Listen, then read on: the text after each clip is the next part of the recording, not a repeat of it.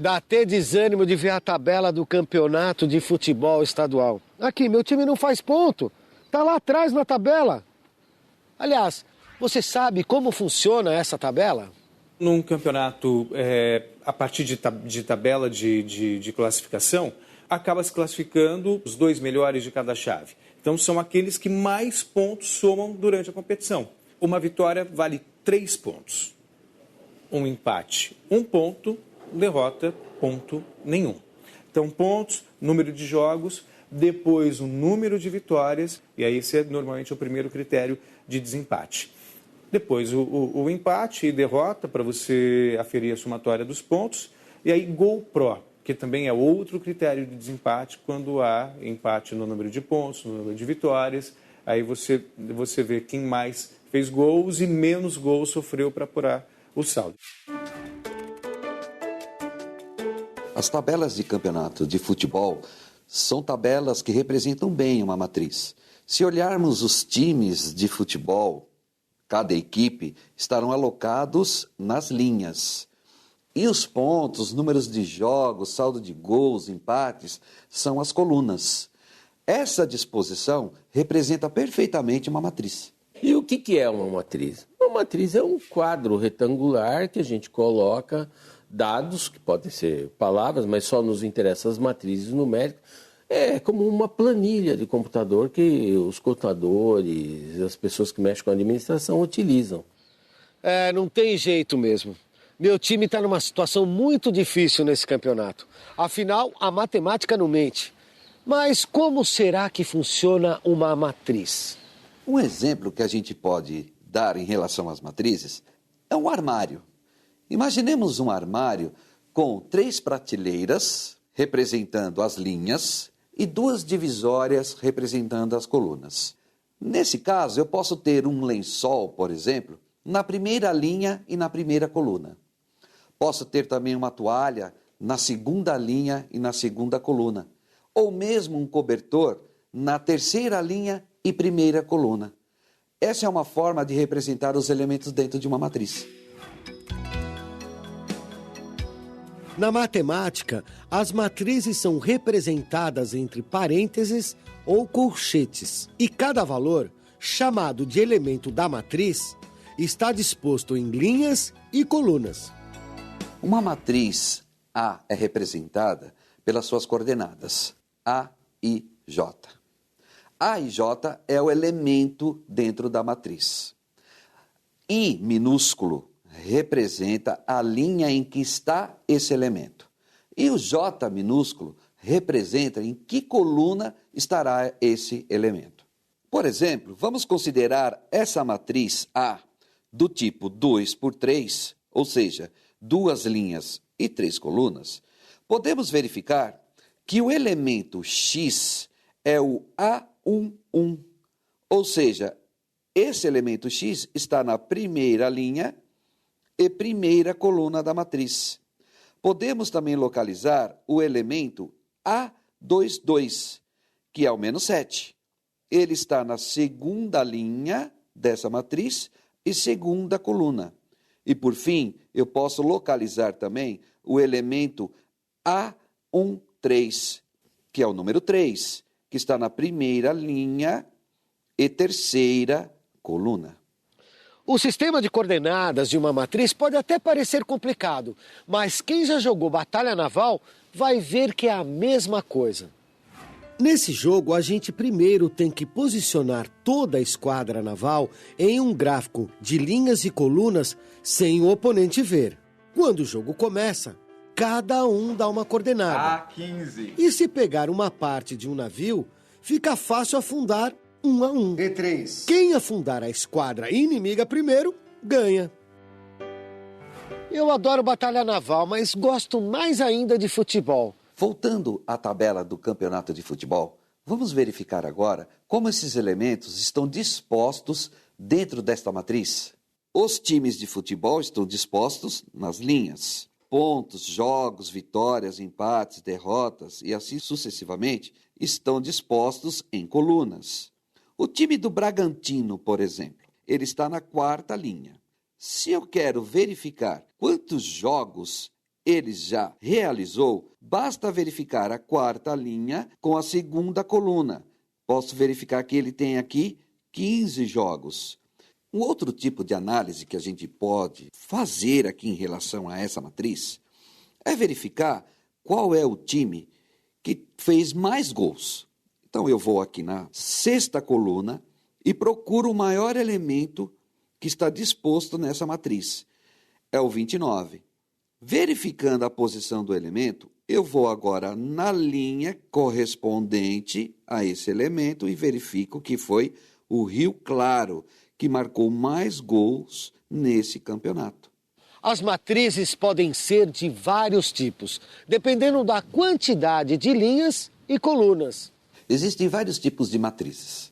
A matriz linha, por exemplo, é aquela que possui apenas uma linha. Matriz coluna, aquela que possui apenas uma coluna.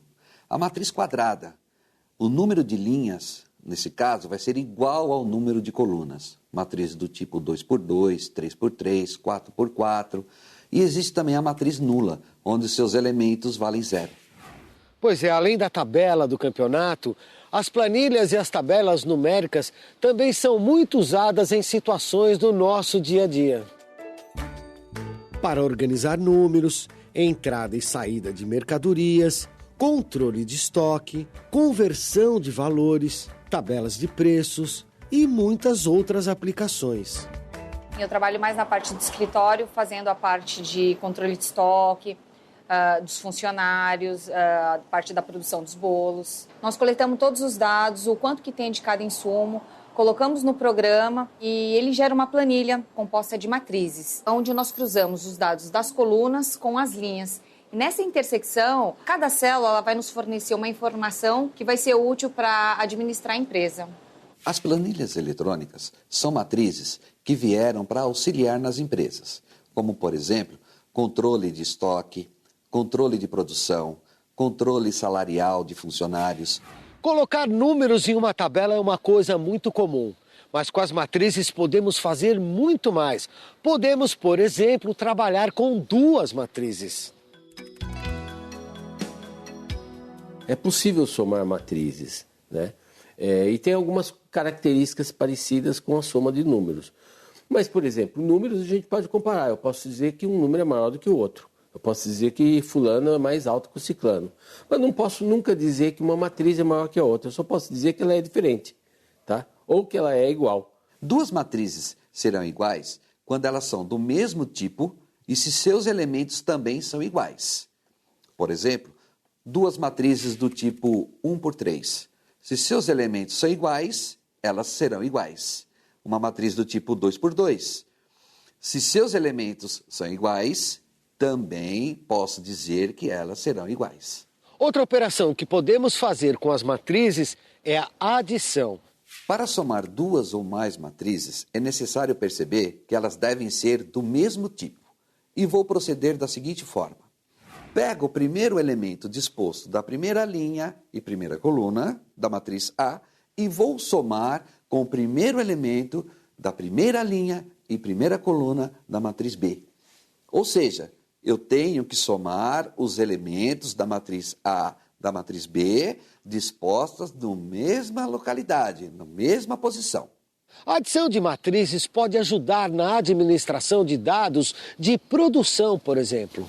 Como nós temos várias lojas, as planilhas eletrônicas elas acabam facilitando no quesito, por exemplo, de produção de bolos. No caso da nossa loja da Juriti, o bolo de banana com canela foram produzidas 53 unidades. Na loja da Santa Cruz, 37. E no do Tatuapé, 71. Isso totalizando 161 bolos. Com essa informação, eu consigo programar o quanto que eu vou comprar de banana, quanto que eu vou comprar de açúcar, farinha. Além de me fornecer os dados, ela me ajuda a fazer um comparativo entre as lojas. Então, eu trabalho com somas, subtrações. Então, a soma, no caso, seria a parte da produção dos bolos. Mas, ao mesmo tempo, eu tenho que dar baixa, que é a parte da subtração, que é a parte que eu vendo, ou muitas vezes que eu acabo perdendo os bolos. Outra operação que podemos fazer utilizando as matrizes é a subtração. Para subtrair duas ou mais matrizes, vamos proceder da mesma forma que nós somamos as matrizes. Ou seja, Duas ou mais matrizes só podem ser subtraídas quando elas são do mesmo tipo. O elemento da matriz A, por exemplo, A11, eu vou subtrair com o elemento B11 da matriz B. Assim, podemos perceber que eu só posso subtrair elementos que estão na mesma disposição, linha e coluna de cada matriz. Nós podemos multiplicar duas ou mais matrizes.